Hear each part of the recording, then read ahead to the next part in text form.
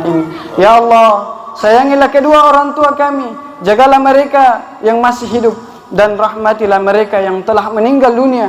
Berilah kami taufik untuk senantiasa menjadi anak-anak yang soleh dan berbakti. Mereka lah yang telah berjuang untuk kehidupan kami. Jagalah mereka, rahmatilah mereka ya Allah. Allahu Akbar, Allahu Akbar, Allahu Akbar. La ilaha illallah, Allahu Akbar, Allahu Akbar, walillahil hamd. Hari ini adalah hari terakhir dari 10 hari pertama bulan Zulhijjah. Terkumpul padanya banyak keutamaan. Dari segi keutamaan bulan Zulhijjah itu sendiri sebagai bulan yang suci, dan dari sisi keutamaan hari-hari terbaik dalam setahun jemaah sekalian. Dan di antara ulama memandang inilah hari terbaik sepanjang tahun, lebih utama dari hari Arafah. Inna a'zamal ayyam indallah tabaraka wa ta'ala yaumun nahri thumma yaumul qar. Dari Abdullah bin Qur, dari Nabi SAW, beliau bersabda, sesungguhnya hari yang tergantung di sisi Allah tabaraka wa ta'ala adalah hari Nahr, ya, hari raya kurban, kemudian hari Qar setelah hari Nahr. Oleh karena itu jemaah yang dimuliakan Allah Subhanahu wa taala, mari mempergunakan hari yang ke-10 ini dengan semangat yang membara dan memotivasi yang berkobar, serta mutu ibadah diperhatikan, juga kuantitasnya diperbanyak jemaah sekalian. Allahu Akbar, Allahu Akbar, Allahu Akbar, la ilaha illallah, Allahu Akbar, Allahu Akbar, walillahil hamd. Ketika kita berbicara tentang hari raya Idul Adha, maka kita akan temukan banyaknya ibadah penumpahan darah, penyembelihan hewan, penggorokan binatang jemaah sekalian, dari berbagai jenis dan istilahnya, seperti haji, kurban, udhiyah, dam, fidyah, pelanggaran, sesembelihan, begitupun akikah, meski tidak ada kaitannya dengan hari raya Idul Adha, namun terdapat syariat sembelihan juga, dan kadang sekedar syukuran pun menyembelih jemaah sekalian, dan seterusnya. Pada khutbah Idul Adha kali ini, insyaallah kita akan menengok sejenak, ya, menalaah fawaid, ya, yang dapat dipetik dari ibadah sesembelihan ini jemaah sekalian. Allahu Akbar, Allahu Akbar, Allahu Akbar, la ilaha illallah, Allahu Akbar, Allahu Akbar, walillahil hamd. Di antara faedah ibadah penyembelihan jemaah sekalian, di antaranya faedah pertama dalam perkara tauhid, keikhlasan dan ketakwaan. Dalam surah Al-Hajj ayat 37, Allah Azza wa Jalla berfirman, la yanalallahu luhumuha wala dima'uha walakin yanaluhu taqwa minkum kadzalika sakhkharaha lakum litukabbiru Allah ala ma hadakum wa basyiril muhsinin. Daging-dagingnya dan darahnya itu sesekali tidak dapat mencapai keridhaan Allah, tetapi ketakwaan dari kamulah yang dapat mencapainya. Demikianlah Allah telah menundukkannya untuk kamu supaya kamu mengagungkan Allah terhadap hidayahnya kepadamu, dan berilah kabar gembira kepada orang-orang yang berbuat baik. Sesembelihan merupakan ibadah harta yang paling agung. Di dalamnya terdapat pengorbanan hanya untuk Allah Ta'ala dari segi harta kita jemaah sekalian, sehingga Allah Ta'ala menggandengkannya dalam perkara ibadah salat. Qul inna salati wa nusuki wa mahyaya wa mamati lillahi rabbil alamin. Katakanlah Muhammad, sesungguhnya salatku, ibadahku, sesembelihanku, hidupku dan matiku hanya untuk Allah, Tuhan seluruh alam. Dalam ayat lain, fasalli li rabbika wanhar, maka laksanakanlah salat karena Tuhanmu, dan berkorbanlah sebagai ibadah dan mendekatkan diri kepada Allah. Perhatikanlah bagaimana Allah Ta'ala mendatangkan ayat-ayat tersebut agar menunaikan salat dan memelihara sesembelihan, ya, hanya dipertunjukkan untuk Allah Ta'ala semata, sebagai bentuk mentauhidkannya dan keikhlasan kepadanya.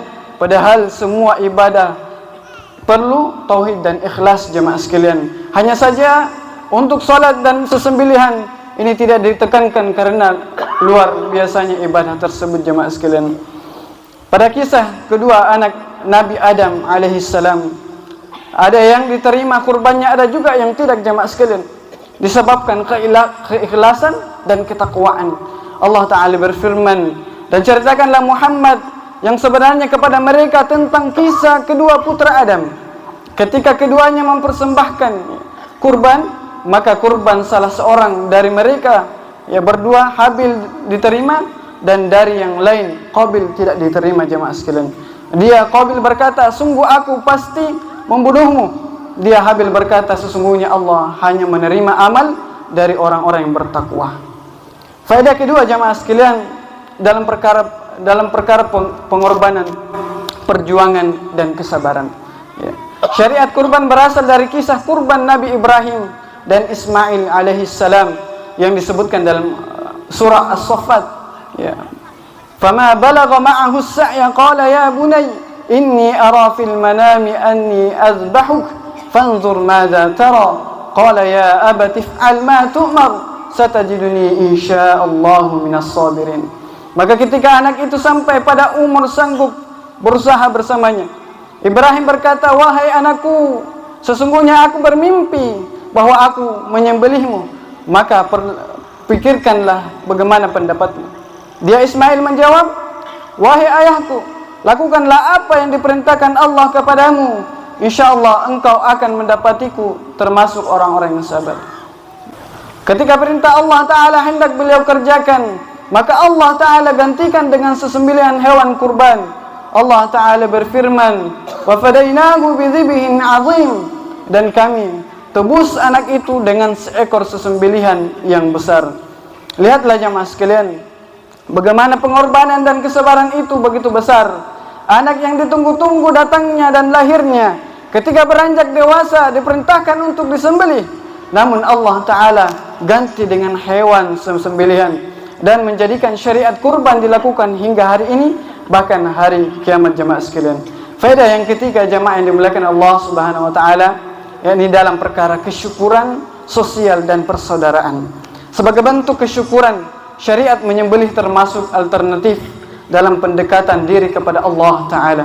Kita pun dianjurkan untuk berbagai sebagai bentuk sosial persaudaraan, ya.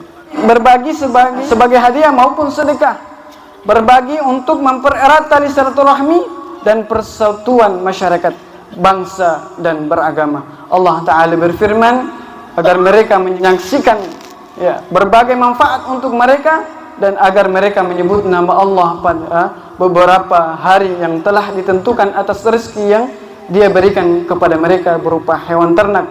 Maka makanlah sebagian darinya dan sebagian lagi berikanlah untuk dimakan untuk orang-orang yang sengsara dan fakir. Allahu Akbar, Allahu Akbar, Allahu Akbar, la ilaha illallah, Allahu Akbar, Allahu Akbar, walillahil hamd. Kaum muslimin jamaah salat Id yang berbahagia, hari ini dan 3 hari berikutnya jamaah sekalian, yaitu 10, 11 dan 12 dan 13, seorang muslim tidaklah diperkenankan berpuasa kecuali jamaah haji pada hari tasyrik yang tidak mendapatkan haji. Dari Abu Hurairah radhiyallahu anhu bahwa Rasulullah SAW melarang berpuasa pada 2 hari, yaitu pada hari Idul Adha dan Idul Fitri. Dari Aisyah radhiyallahu anha dan Ibnu Umar radhiyallahu anhu, keduanya berkata, ya, tidak diperkenankan untuk berpuasa pada hari tasyrik kecuali bagi siapa yang tidak mendapatkan haji. Kaum muslimin jemaah yang dimuliakan oleh Allah Subhanahu wa taala, berzikir kepada Allah Ta'ala dilakukan setiap hari. Tapi untuk hari-hari mulia ini dimulai dari awal masuknya bulan Zulhijjah beberapa hari lalu, dan terlebih lagi di hari serta 3 hari ke depan insyaallah lebih ditekankan untuk memperbanyak berzikir kepada Allah Ta'ala, sebagaimana firman Allah, wazkurullaha fi ayyami ma'dudat, dan berzikirlah kepada Allah pada hari-hari yang telah ditentukan. Zikir yang dimaksud adalah zikir apa saja yang diperintahkan oleh Allah Subhanahu wa taala, seperti takbir mutlak dan muqayyad. Ya, takbir mutlak kapan saja, mulai masuknya maghrib malam pertama bulan Zulhijjah hingga terbenamnya matahari tanggal 30 Zulhijjah. Ya, adapun takbir muqayyad maka terikat setiap selesai solat fardu 5 waktu, dimulai setelah solat subuh tanggal 9 Zulhijjah, hari Arafah, hingga solat asar tanggal 13 Zulhijjah. Allahu Akbar, Allahu Akbar, Allahu Akbar, la ilaha illallah, Allahu Akbar, Allahu Akbar, walillahil hamd. Masyaallah muslimin yang dimuliakan Allah Subhanahu wa taala, sebagai penutup jamaah sekalian, mari kita memperbanyak doa kepada Allah taala. Ya Allah, lindungilah negeri ini dari segala mara bahaya dan musibah. Jadikanlah negeri kami negeri baldatun thayyibah, baldatun aminah mutmainnah, dan negeri yang senantiasa tercukupi dan terhindar dari ketakutan dan kelaparan. Begitu juga negeri kaum muslimin lainnya, khususnya Palestina saat ini. Ya Allah, jadikanlah pemuda-pemudi di antara kami menjadi manusia-manusia yang tangguh, tumbuh taat kepadamu, agar kekuatan fisik dan berpikir mereka digunakan dalam kebaikan, ketaatan, dan perbaikan pada umat ini. Ya Allah, sayangilah kedua orang tua kami, jagalah mereka yang masih hidup, dan rahmatilah mereka yang telah meninggal dunia. Berilah kami taufik untuk senantiasa menjadi anak-anak yang soleh dan berbakti. Mereka lah yang telah berjuang untuk kehidupan kami. Jagalah mereka, rahmatilah mereka ya Allah. Ya Allah, jadikanlah kami yang telah Engkau karuniai pasangan yang sah menjadi pasangan yang Engkau ridhoi. Masukkan kami semua ke dalam surga Firdaus-Mu. Berikanlah kami keberkahan selalu dalam kehidupan rumah tangga kami. Ya Allah, ampunilah kami, rahmatilah kami, berikanlah kami, jagalah kami, berkahilah kami, jagalah kami, jauhkanlah kami dari neraka-Mu ya Allah, dan masukkanlah kami ke dalam surga-Mu. Berikanlah pertolongan kepada hamba-hamba-Mu yang lemah. Balaslah kebaikan orang-orang baik dan dermawan kami ya. Berikanlah curahan rahmat-Mu kepada kaum muslimin dan muslimat yang telah mendahului kami, dan matikanlah kami semuanya dalam keadaan husnul khatimah. Inna Allah wa malaikatahu yusalluna ala nabi, ya ayyuhalladzina amanu sallu alaihi wa sallimu taslima. Allahumma salli ala Muhammad wa ala ali Muhammad kama sallaita ala Ibrahim wa ala ali Ibrahim innaka Hamidum Majid. Wa barik ala Muhammad wa ala ali Muhammad kama barakta ala Ibrahim wa ala Ibrahim innaka Hamidum Majid. Rabbana atina fid dunya hasanah wa fil akhirati hasanah wa qina adzabannar. Fadhkurullaha al-azima yadhkurkum washkuruhu ala ni'amihi wa yazidkum. ولذكر الله أكبر والله يعلم ما تصنعون سبحان ربك رب العزة عما يصفون وسلام على المرسلين والحمد لله رب العالمين. السلام عليكم ورحمة الله وبركاته.